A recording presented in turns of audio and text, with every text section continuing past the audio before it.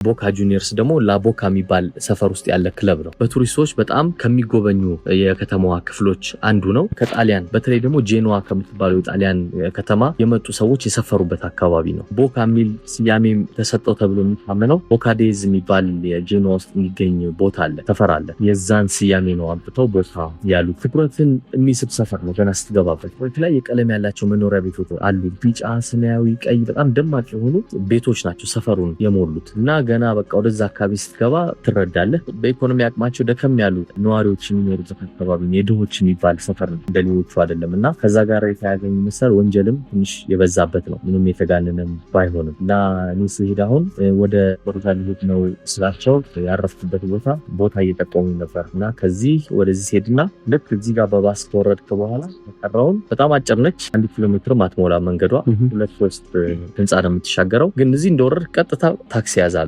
ታክሲ ይዘህ ወደ ስቴዲየሙ ድረስ ሂድ።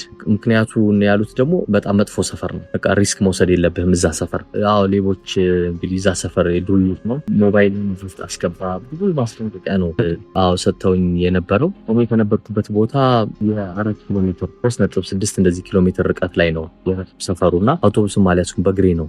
እና የተባለው ቦታ ጋር ደርሼ እንደው እንዳሉት ከሆነ ታክሲ ሊይዝ ነበር። ግን እዛ ስደርስ ምንም የተለየ ነገር አላየሁም።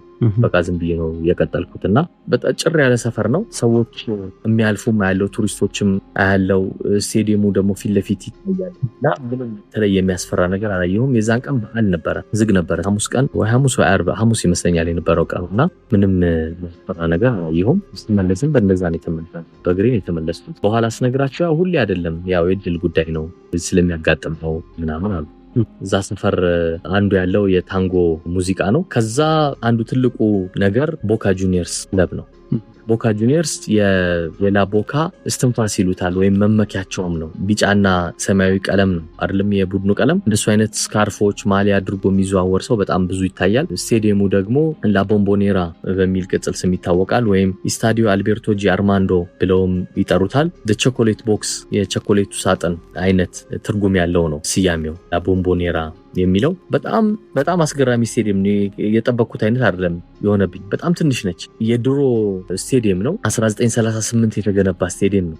49,000 ሰው መያዝ የሚችል ነው። የኳስ መጫወቻው ሜዳ በጣም ጠባብ ነው እና የመሮጫ ትራክ እንደዚህ ብሎ ነገር የለውም። ከመጨረሻው የእጅ መወርወሪያው መስመርና የመጨረሻ ታች የሚቀመጠው ተመልካች ያለው ርቀት ከ5 ሜትር አይበልጥ። እዛው ጋር ነው። በቃ ለመንደርደር እንኳን ቦታ የለውም፣ ግን ዙሪያውን ታጥሯል። በረራ ኢትዮፒካ ሊንክ